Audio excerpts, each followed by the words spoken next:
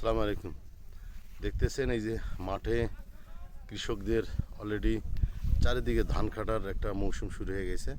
কিছু ধান এগুলো দেখতেছেন আমার পিছনে, এগুলো একটু কাঁচা আছে, কিন্তু পিছনে যে দেখতেছেন এগুলো কিন্তু পাকা হয়ে গেছে, মানে পেকে গেছে, অলরেডি ধান কাটা শুরু।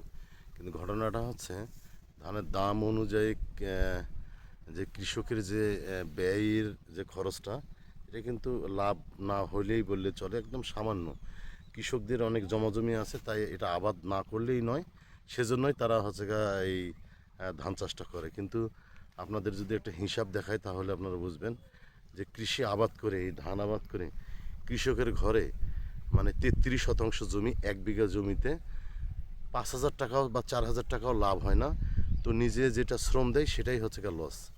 এই যে ধানের চারা কিনা থেকে শুরু করে নিড়ানি এবং পানি খরচ, এটা হচ্ছে ইরি মৌসুম বলে এটাকে। ইরি মৌসুমটাতে আপনাদের হচ্ছে খরচ দিতে হয়, পানির খরচটাও আছে।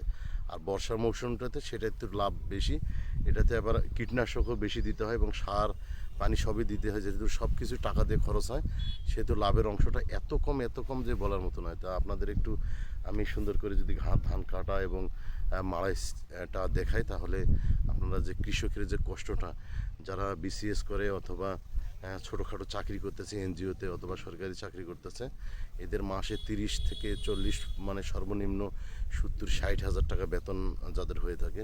কৃষক কিন্তু 6 মাস চাকরি করেও 50-60 হাজার টাকা 5 বিঘা বা 10 বিঘা জমিতে আর আর্ন করতে পারে না। তো আপনারা একটু ধান কাটাটা এবং মাড়াটা সুন্দরভাবে দেখেন, অবশ্য ভালো লাগবে। গ্রামের এই দৃশ্যগুলো আসলে মন কাড়ে। আমার পিছনে যে গ্রামটা দেখতেছেন সেখানে আমার হচ্ছে বাসা।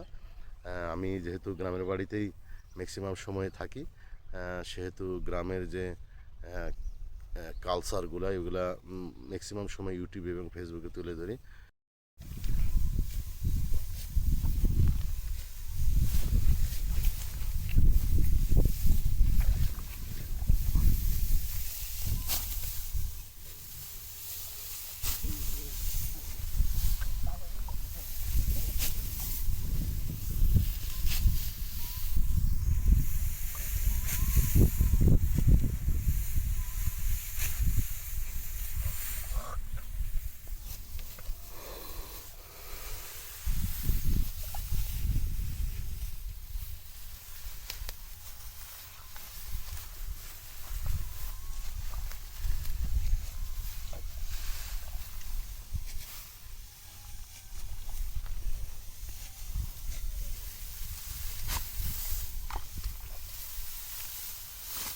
ছয়জন লোকে সারাদিনে কতখানি ধান কাটতে পারবেন?